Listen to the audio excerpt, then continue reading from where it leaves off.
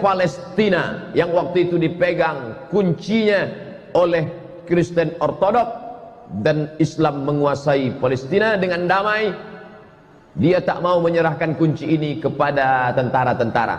Apa kata pimpinan agama Kristen Palestina? Kunci ini hanya mau aku serahkan kepada Umar bin Khattab. Dia penasaran, mana Umar tuh, aku mau menengok Umar. Kalau mau kunci ini, datang kemari. Umat Islam kalau mau merampas kunci itu bisa aja, tariknya udah.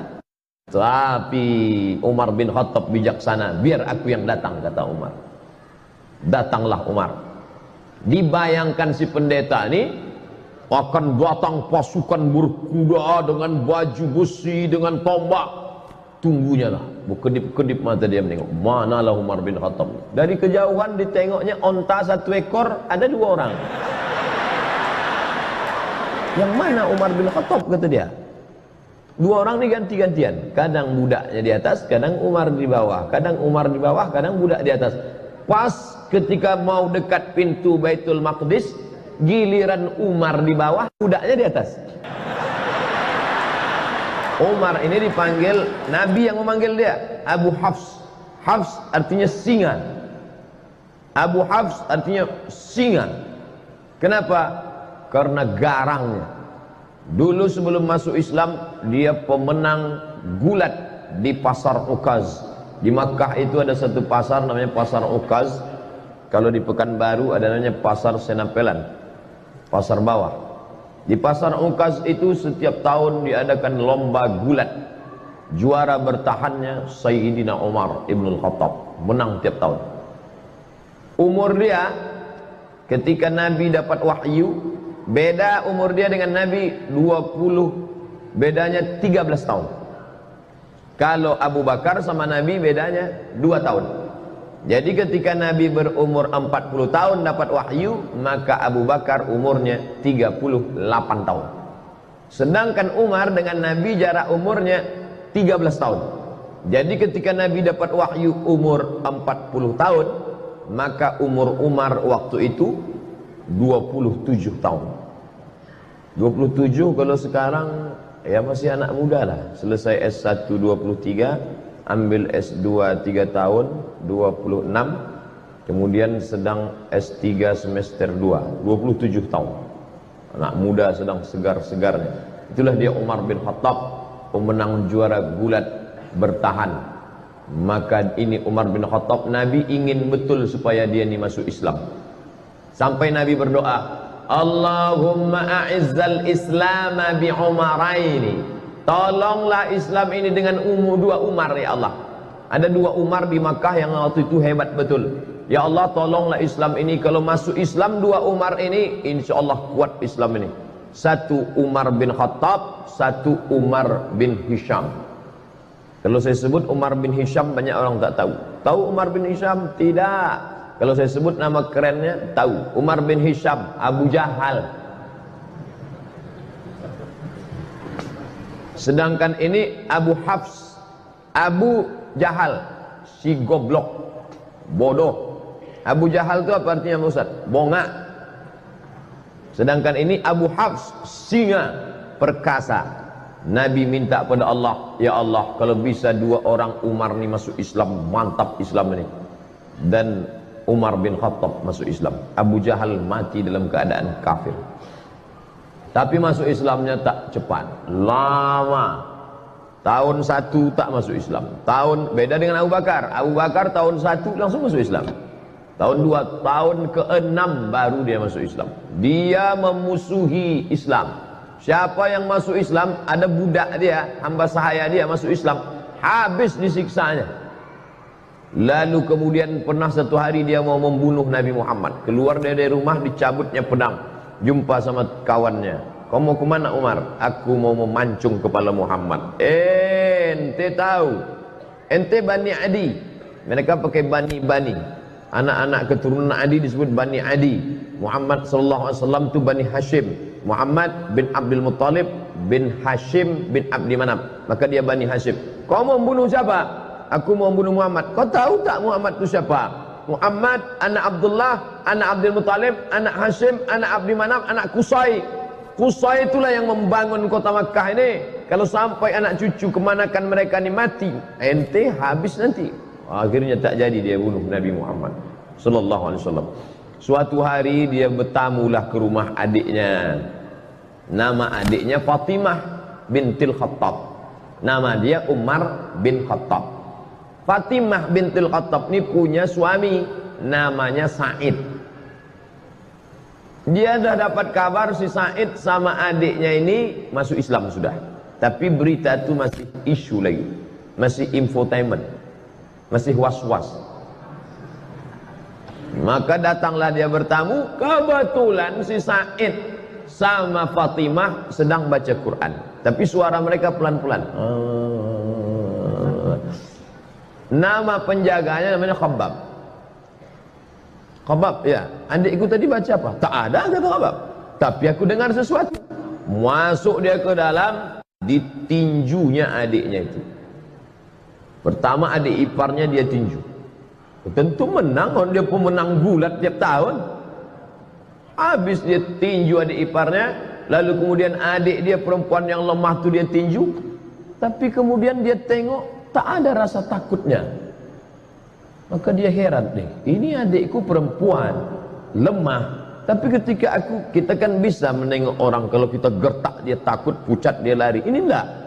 Berdarah, keluar darah dari wajah Fatimah bintul Khattab, tapi dia tak takut. Maka Umar mengaku setelah dia masuk Islam baru dia ngaku. Apa kata dia? Kata dia, sya'urtu bid-du'fi lamma ra'aitu dama kharaja min wajhiha. Aku tiba-tiba merasa diriku lemah ketika aku tengok darah keluar dari wajahnya. Jadi saudara-saudara kita yang nampaknya lesu, lemah, tapi dikuatkan oleh Allah, dikuatkan malaikat, maka orang-orang yang merasa diri hebat itu merasa lemah dalam dirinya. Ini terjadi pada Sayyidina Umar bin Khattab. Dia menang, juara gulat bertahan tiap tahun, badannya kekar, kokoh. Adiknya ini perempuan lemah, ketika dia tinju sampai berdarah, tapi tak ada rasa takutnya. Ternyata Umar yang kuat itu, dia rasa dalam dirinya, oh kok tiba-tiba aku merasa lemah. Lalu kemudian dia tarik kertas dari tangan adiknya itu. Apa yang sedang kau baca ini? Betullah ternyata kabar yang kudengar selama ini, kalian sudah suami istri masuk Islam ya. Ini rupanya kalian ikut Muhammad. Aku memusuhi orang, adik iparku dan adik kandungku sendiri sudah ikut Muhammad sallallahu alaihi wasallam. Ditariknya. Apa kata Fatimah? Fatimah adik dia, Fatimah bintil Khattab. Ya Umar ibn al-Khattab, innaka najassun bisyirkika. Dengan mulut berdarah dia katakan, hai Umar bin Khattab, engkau najis karena kau syirik.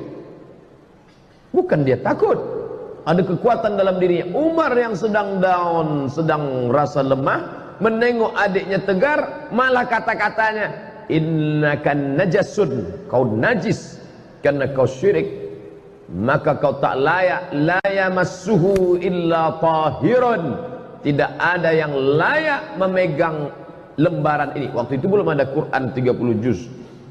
Jangan bayangkan Umar memegang besar begini. Enggak, lembaran-lembaran, suhuf namanya, lembaran, selembar-lembar. Ada ditulis di tulang onta, ada ditulis di pelepah korma, ada ditulis di batu-batu. Tapi ada kertas yang masuk, karena Mesir sudah ada kertas. Mereka sudah punya hubungan dagang. Orang-orang Yahudi sudah ada mulai ketemu kertas, tak banyak. Salah satu kertas itu dipegang oleh Fatimah, ditarik oleh Umar bin Khattab. Ketika itu bangkit keberanian Fatimah karena membela Quran, tak boleh dipegang oleh orang bernajis. La yamassuhu illa tahirun, tak boleh memegang ini kecuali orang yang suci. Tiba-tiba Umar yang perkasa itu meletakkan lembaran itu, dia mandi. Dia rasa diri dia lemah, adiknya yang berdarah ini kuat. Ini menunjukkan bahwa fisik kita ini sebenarnya hanya casing sampul saja, tapi di dalam itu ada kekuatan ruh yang luar biasa. Perempuan lemah, mulut berdarah, tapi kalau kuat ikatannya dengan Allah, dia kuat. Umar bin Khattab pemenang gulat, perkasa, tapi kalau dia lemah hubungan dengan Allah, dia lesu, dia kalah. Lalu kemudian dia pun mandi. Setelah mandi, dia balik Penasaran dia kertas ini, lalu dia tengok. Taha ma anzalna 'alaikal Qur'ana litashqa. Kebetulan yang dibaca adiknya itu surat Taha. Taha ya Muhammad sallallahu alaihi wasallam. Ma anzalna 'alaikal Qur'ana litashqa. Tidaklah kami turunkan Al-Qur'an ini kepada engkau supaya engkau menjadi susah. Dia tengok susunannya pelan-pelan. Orang Arab sastrawan, bahasa Arab mereka halus, sastra. Dia bisa membedakan ini bukan bahasa orang biasa. Akhirnya hatinya lunak dan lembut. Lalu kemudian dia pun segera untuk menjumpai Nabi Muhammad sallallahu alaihi wasallam. Waktu itu Nabi sedang berada di rumah Al-Arqam bin Abil Arqam. Itu markas mereka berkumpul di kota Makkah Al-Mukarramah. Masih dakwah sembunyi-sembunyi, tak ada berani terang-terangan. Lalu kemudian Nabi, yang menjaga Nabi waktu itu 40 orang laki-laki perkasa. Di antara yang menjaga Nabi itu adalah Asadullah, singa Allah. Dia adalah Hamzah bin Abdul Muttalib. Ini jumpa singa sama singa. Hamzah Asadullah, Umar Abu Hafs. Petarung sama petarung. Lalu Umar pun masuk ke dalam rumah Al-Arqam bin Abil Arqam. Maka yang pertama kali menyambut dia adalah singa, disambut oleh singa. Apa kata Hamzah bin Abdul Muttalib? Kalau kau datang untuk menyerah, kami terima engkau. Tapi kalau kau datang untuk membunuh Muhammad, qatalnaka bisayfik. Kami akan bunuh engkau bukan dengan pedang kami. Kami bunuh engkau dengan pedang engkau sendiri. Penghinaan yang luar biasa. Kalau ada orang dibunuh dengan pedang orang lain, itu biasa. Tapi dibunuh dengan pedang kita sendiri, maka itu penghinaan luar biasa. Umar, kau datang ke rumah ini sebagai orang menyerah, ahlan wa sahlan. Tapi kalau kau datang untuk membunuh Muhammad, maka kami yang akan memancung kepala engkau dengan pedang yang kau bawa itu sendiri. Lalu kemudian Nabi mempersilakan dia masuk. Silakan dia masuk. Kemudian setelah dia masuk, Nabi bertanya, "Ma ja'abik?" Apa yang membuat kau datang kemari? Yang membuat kau datang kemari apa, wahai Umar? Waktu itu Umar menjawab, "Ji'tu li'u'mina bika, ji'tu li'u'mina billah wa bika wa billadhi unzila ilaik." Aku datang untuk percaya kepada Allah, percaya kepada engkau bahwa engkau Rasulullah, dan percaya kepada apa yang diturunkan kepada engkau, yang tadi baru saja kubaca di tangan adikku bernama Fatimah binti Al-Khattab. Dia Umar bin Al-Khattab. Lalu kemudian dia pun bersyahadat di hadapan Nabi SAW. Lalu sahabat semuanya gembira senang karena terkabullah doa Nabi. Salah satu Umar masuk Islam, Umar bin Khattab. Lalu sahabat bertanya, "Alasna alal haq?" Apakah kita ini dalam kebenaran? Apa kata Umar? Untuk apa lagi kita bersembunyi? Maka sejak itulah orang berani membaca Quran dengan suara jahar. Sebelumnya kalau baca Quran seperti dengungan tawon di dalam sarang. Setelah Umar bin Khattab masuk Islam, mereka berani karena ada dua singa yang sudah mengawal Nabi Muhammad sallallahu alaihi wasallam. Yang satu Hamzah bin Abdul Muttalib Asadullah, yang satu lagi adalah Umar Al-Faruq Abu Hafs. Maka mereka baca Bismillahirrahmanirrahim, Taha ma anzalna 'alaikal Qur'ana litashqa. Maka mereka lantang membacanya. Lalu kemudian Islam pun menjadi kuat dengan berbagai cobaan dan ujiannya, sampailah pada masa hijrah. Lalu kemudian Umar bin Khattab termasuk orang yang pertama golongan yang ikut hijrah bersama Nabi Muhammad sallallahu alaihi wasallam. Jadi kalau Nabi hijrah umurnya 53 tahun kurang 13, berarti Umar waktu hijrah itu umurnya 40 tahun. Sebayalah dengan saya sekarang 40 tahun. Umar bin Khattab waktu itu macam saya, tapi badannya tak macam saya. Itu dia kena juara gulat, dia tegak. Umar bin Khattab tinggi, besar. Lalu kemudian dia pun pindah ke kota Al-Madinah Al-Munawwarah, mengikuti Nabi sallallahu alaihi wasallam. anaknya dinikahkannya dengan Nabi sallallahu alaihi wasallam, itulah bernama Hafsah Ummul Mukminin. Makanya Abdullah bin Umar banyak meriwayatkan hadis. 7 di antara sahabat Nabi yang banyak meriwayatkan hadis adalah Abdullah bin Umar. Kenapa Abdullah bin Umar bisa banyak hadisnya? Karena dia punya kakak menikah dengan Nabi, maka dia bebas main jalan di rumah Nabi, yaitu Hafsah. Maka Nabi itu abang ipar dia.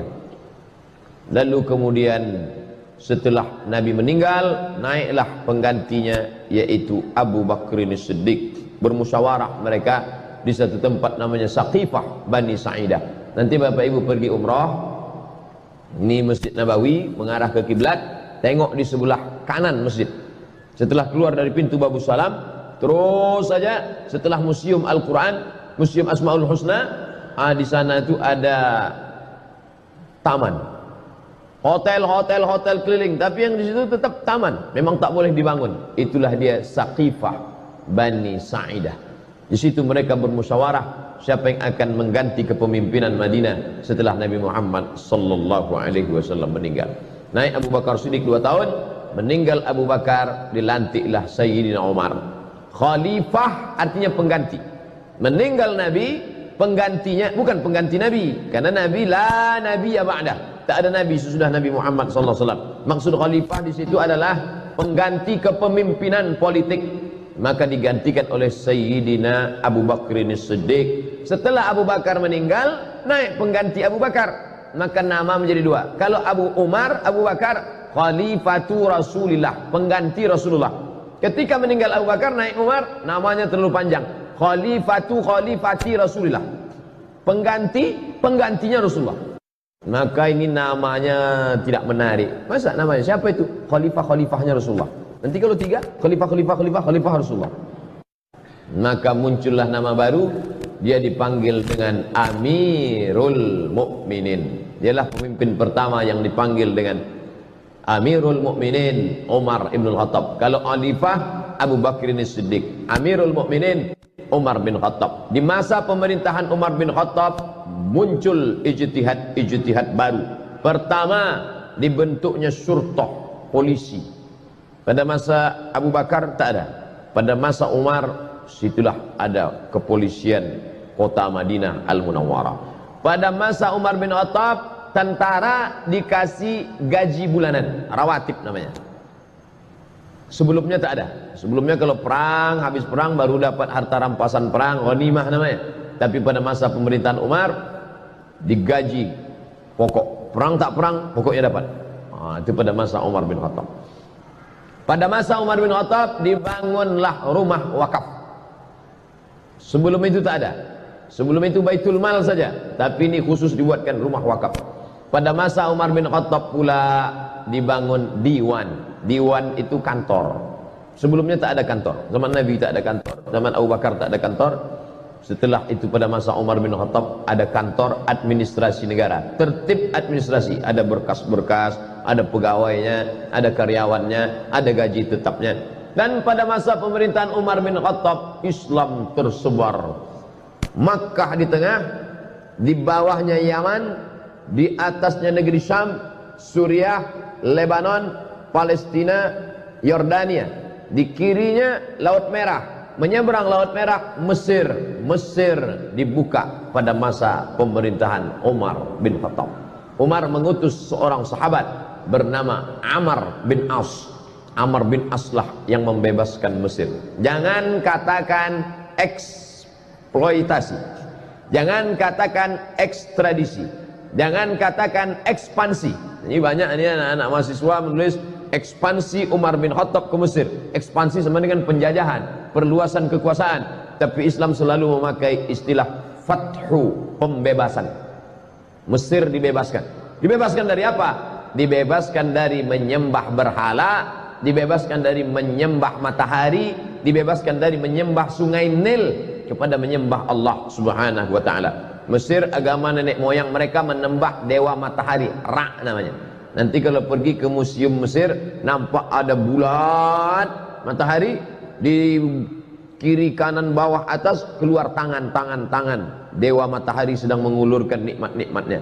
Karena kalau matahari tak ada, maka tidak akan tumbuh gandum. Kalau gandum tak tumbuh, tak akan mati, tak akan makan, mereka akan mati. Maka mereka menyembah matahari. Di dunia ini sampai hari ini masih ada orang menyembah matahari. Jepang, lalu kemudian Mesir itu menyembah matahari, dan orang Arab jahiliyah pun menyembah matahari.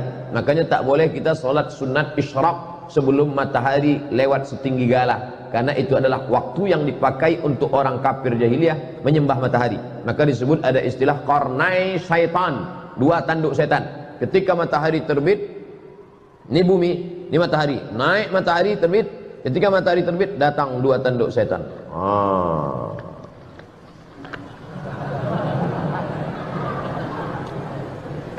Alhamdulillah kita tak ada menyembah matahari lagi. Buya Hamka dulu pernah dipaksa untuk menyembah matahari.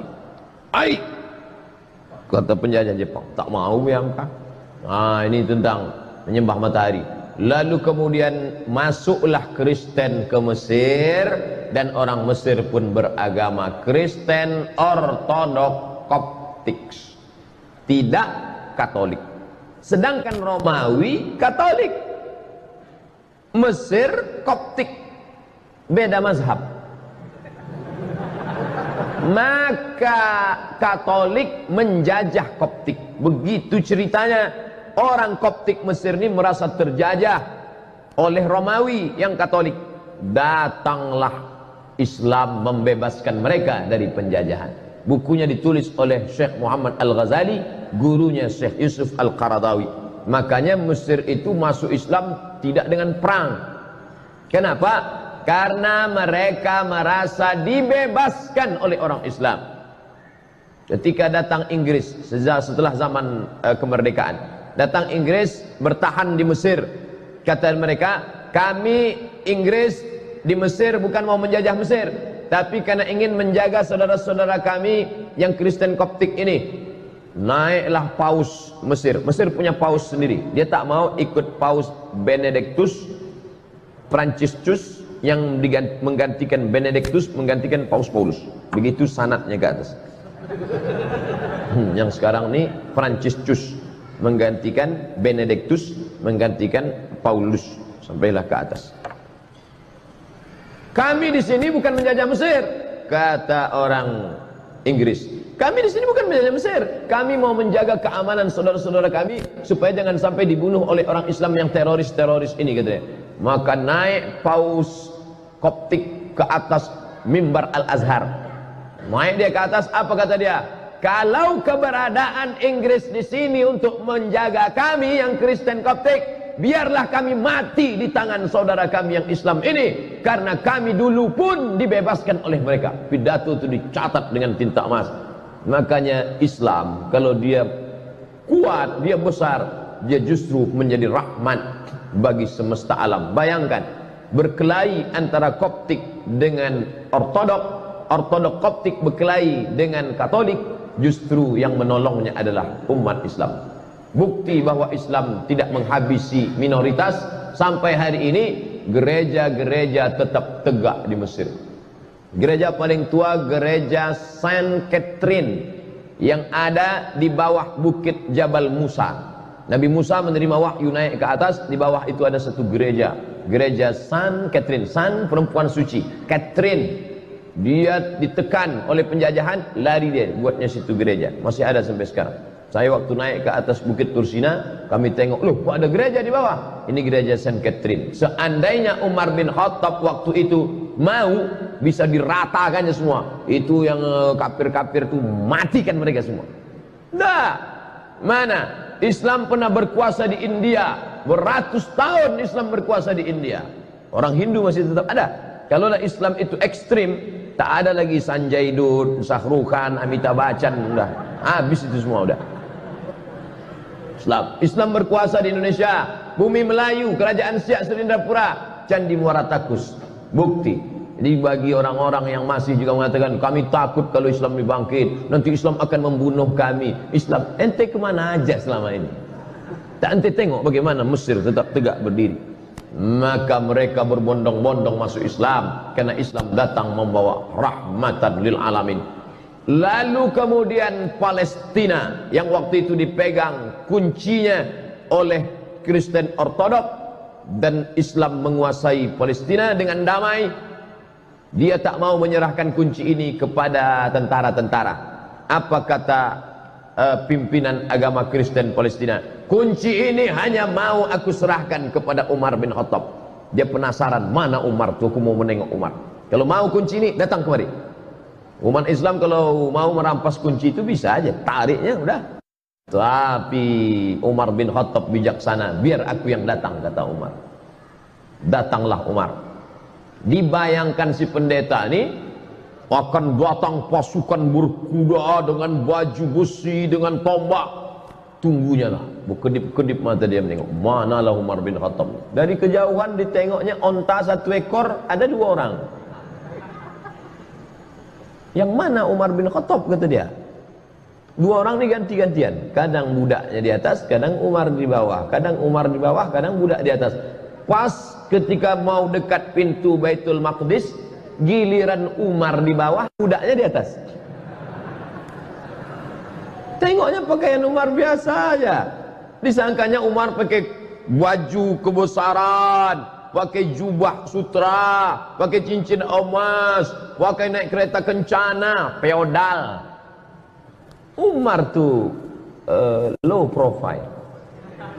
Tengoknya Umar. Yang mana Umar bin Khattab? Ini dia. Ini Umar bin Khattab yang menguasai dari Yaman sampai ke Palestina, sampai ke Mesir itu. Ya, inilah dia. Kata mereka terkejut. Lalu kemudian Umar dipersilakan solat di gereja tempat lahirnya Isa alaihissalam. Silakan Umar solat. Umar tak mau. Solat dia di depan gereja. Ini gereja, solat dia di depan gereja. Selesai dia solat, orang bertanya, kenapa kau tak mau solat di dalam gereja itu Umar? Nanti kalian tengok. Sekarang barulah orang terkagum sama Umar. Kenapa? Bekas sujud Umar solat itu, itulah didirikan masjid sekarang, namanya Masjid Umar bin Khattab, berhadap-hadapan dengan katedral kelahiran Isa alaihissalam.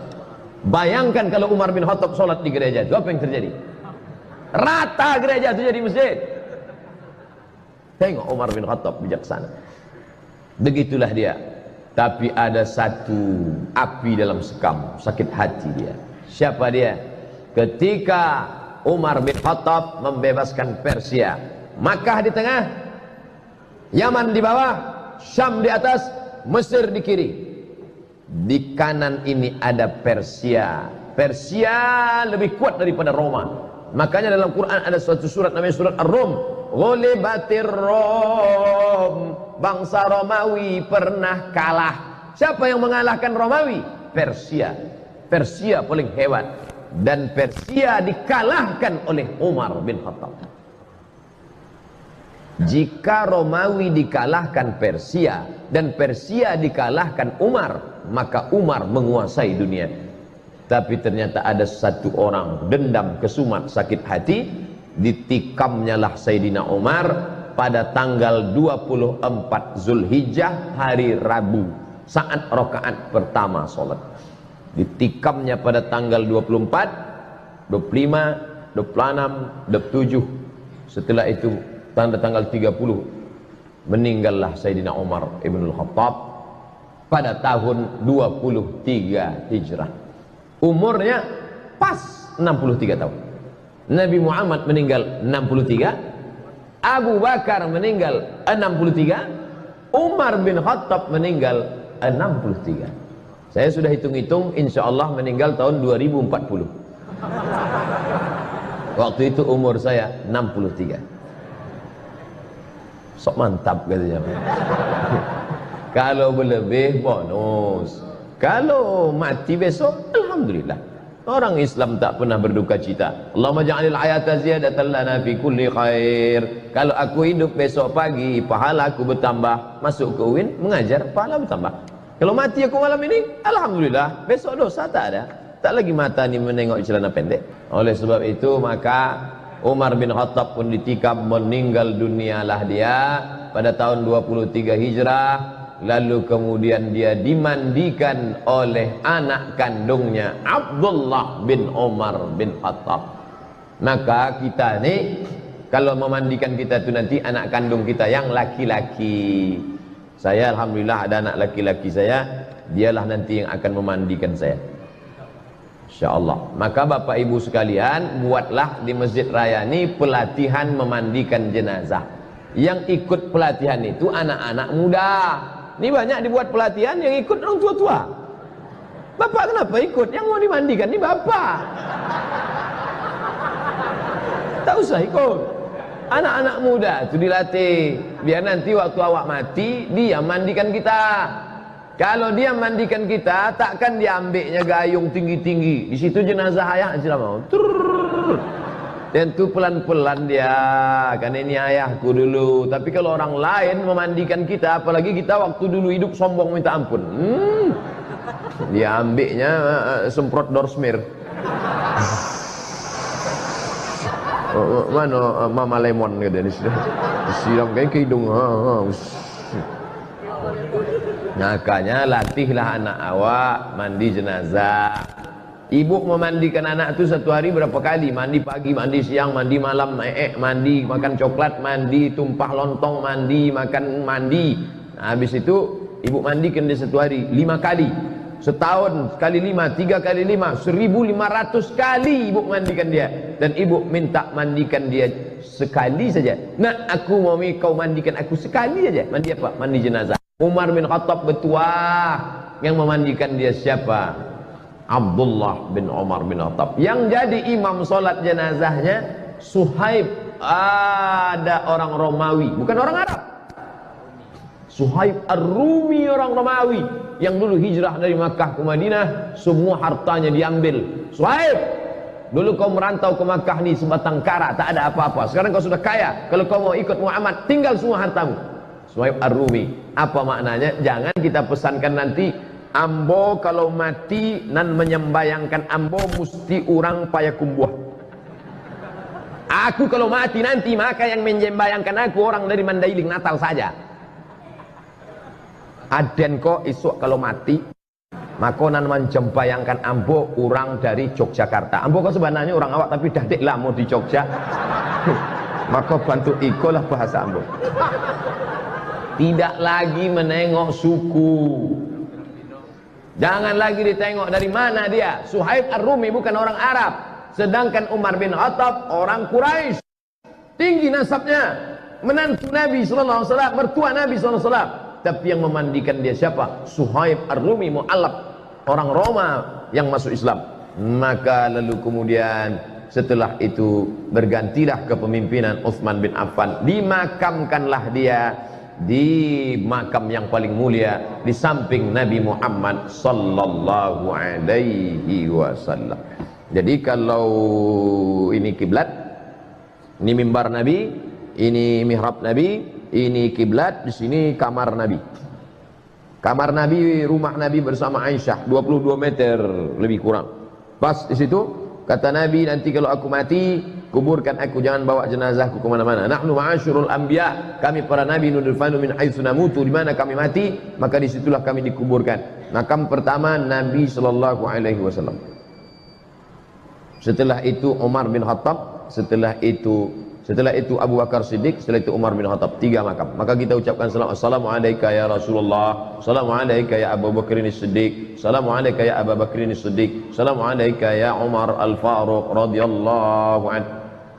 Kita lanjutkan setelah salat Isya. Tapi kaji hadis nomor 1 Pak Ustaz, periwayatnya dulu. Habis periwayatnya baru kita masuk hadisnya. Ditikam oleh yang menikam itu namanya Fairuz nama yang menikam. Tapi panggilan kerennya Abu Lu'lu'ah. Lu'lu'. Kalau kita buka kerang, di dalam kerang itu ada permata cantik berkilau, namanya lu'lu'. Yakhruju minhumal lu'lu'u wal marjan. Lu'lu'. Nama anak ibu siapa? Lulu. Bahasa kitanya apa itu? Hah? Yang di dalam kerang itu apa namanya? Mutiara. Lu'lu'. Yakhruju minhumal lu'lu'. Abu Lu'lu'ah. Dia inilah majusi yang menikam pada tanggal 26 ditikamnya, berdarah 4 hari, meninggal Sayyidina Umar ibn Khattab. Dia minta dimakamkan di samping Nabi Muhammad sallallahu alaihi wasallam. Waktu hidup berkawan, setelah meninggal bersahabat dekat kuburan, meninggal nanti di akhirat pun dalam surga bersama Nabi Muhammad sallallahu alaihi wasallam. Kita di dunia tak berkawan, kubur jauhnya minta ampun, mati pun tak jelas. Sudahlah hidup tak berkawan sama Nabi, kubur kita entah di mana makam Nabi, maka paling tidak stasiun yang ketiga ni dapatlah hendaknya nanti kita ni semua bersama Nabi Muhammad sallallahu alaihi wasallam. Amin ya rabbal alamin. Tak boleh salat di masjid yang ada kubur. Itu Masjid Nabawi. Itu kan kubur Nabi. Umar tu Nabi rupanya? Kan tidak. Yang tak boleh itu bacalah kitab. Nah, paling ujung-ujungnya 37 masalah populer. Enggak. Sah buku itu. Al-Bayan lima yushghilul adhan, ditulis oleh Mufti Mesir Syekh Ali Jum'ah. Bedakan antara 3. Salat di masjid yang ada kubur, merubah kubur jadi masjid, atau salat ke kubur. Itu beda, jangan dicampur aduk. Saya bagi 3. Salat di masjid yang ada kubur, salat menghadap kubur, atau merubah kubur jadi masjid. Yang haram itu yang mana? La'anallahu yahud an-nasara, Allah melaknat Yahudi dan Nasrani, ittakhadhu qubur anbiya'ihim masajid, merubah kubur jadi masjid. Itu yang tak boleh. Makam Santo Thomas dirubah mereka menjadi tempat ibadah. Itu maksud hadis Nabi itu. Ini di bawah masjid ini ada kubur. Mana ada? Meninggal Abdul Somad, dikuburlah. Ini makam Abdul Somad. Setelah itu tak lama datang traktor meratakan. Habis itu di masjid dibangun masjid di atas. Silakan sholat di masjid. Masjid apa namanya? Masjid As-Somadiyah. Haram sholat masjid. Nah sekarang diisukan kemana-mana, tak boleh sholat masjid al-kubur, tak boleh sholat masjid al-kubur. Maka masjid-masjid semua di bumi ini ada kubur. Dari mulai Aceh sana, Masjid Baitur Rahman, kubur. Turun ke bawah, Masjid Al-Masun, Medan, Masjid Raya, di samping Istana Maimun, kubur Sultan. Turun ke bawah, Masjid Sahabuddin, Istana Siak, kubur. Yang tak boleh itu kubur itu diperatakan, dibangun masjid di atasnya. Ini ditulis Syekh Ali Jum'ah, guru besar Al-Azhar, Mufti Mesir. Ini tentang masalah ini. Lalu kemudian sampai 4 hari kena tikam, meninggal. Padahal Umar bin Khattab itu tak ada orang lebih sakti daripada Umar bin Khattab. Tembus juga. Jadi kalau ada orang mengatakan, kononlah putih, Umar bin Khattab. Apa kata Nabi? Lau kana nabiyan ba'di lakana Umar. Seandainya ada nabi sesudah aku, pasti Umar ini jadi nabi. Bagaimana iman Umar? Masalaka Umar fajjan qattu illa salaka syaitanu fajjan ghaira fajjika. Seandainya Umar lewat di suatu jalan, maka setan akan mutar di jalan yang lain. Kalau Umar bin Khattab lewat di jalan Ahmad Yani, maka setan mutar ke jalan Sudirman. Takut dia seperjalan. Kita bersanding-sanding sama setan. Kan jauh dari setan. Tidur sama setan, makan sama setan, WC sama setan. Umar bin Khattab luar biasa, tapi dia meninggal. Apa yang diinginkan Allah? Allah ingin dia mati syahid. Yang menikamnya itu Fairuz Abu Lu'lu'ah. Inilah majusi yang jahat. Ada pula orang membangun makamnya. Makam Fairuz Abu Lu'lu'ah dibangun megah, pakai lampu-lampu, pakai taman-taman. Siapa yang membangunnya? Syiah. Kata mereka ini pahlawan, karena sudah berhasil membunuh orang paling jahat di dunia, yaitu Umar bin Khattab, karena merampas kekuasaan Sayyidina Ali bin Abi Thalib. La haula wa la quwata illa billahil aliyil azim. Tidak ada konflik antara Umar dengan Ali. Tahu tidak? Umar punya istri namanya Ummu Kulthum. Ummu Kulthum. Ummu Kulthum itu anak siapa? Anak Sayyidina Ali. Ali menikahkan anaknya kepada Umar.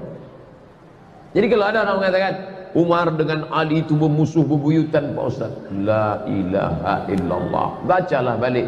Tidak ada permusuhan antara Ahlul Bait dengan Umar Ibn Khattab. Cintanya Ali kepada Umar, dinikahkannya anak gadisnya namanya Ummu Kulthum dengan Umar Ibn Khattab. Umar nama, kalau memang benci kita sama orang, takkan kita pakai namanya. Tapi Ali punya anak, dibuatnya 2 kali Umar. Umar Wahid, Umar Sani, Umar Cie, Umar Duo. Saking kan cintanya dia kepada Sayyidina Umar bin Khattab. Dan ketika Umar menjadi khalifah, maka Sayyidina Ali diangkatnya menjadi Watim Pres. Mana pula ada Watim Pres waktu itu? Agak-agaknya macam itulah. Dewan Pertimbangan Khalifah Watim Fah Sayyidina Ali bin Abi Thalib. Jadi mereka berkawan bersahabat baik. Maka kata Sayyid Muhammad Alawi Al-Hasani Al-Maliki, ulama hadis dari Makkah, kalau kau tengok ada orang berilmu tapi mencaci maki sahabat Nabi, itu adalah khatul ahmar, garis merah. Jangan kau ambil ilmu dari dia. Kalau ada nanti ustaz mencaci maki Abu Bakar, mengejek-ejek Umar, bahkan apa pesan Imam Syafi'i, kalau kau solat tiba-tiba imammu itu Syiah, jangan kau belakang dia, pergi sana cari, tak usah kau solat sama dia. La tusalli khalfa rafidhi, jangan kau solat di belakang Syiah Rafidah. Al-Buaiti bertanya, sifhum lana, bagaimana kami tahu dia Syiah? Jubahnya sama, sorbannya sama, bagaimana kami tahu dia Syiah? Man qala inna Aba Bakrin wa Umar laysa bi imamaini fa huwa rafidhi. Siapa yang mencaci maki Abu Bakar dan Umar,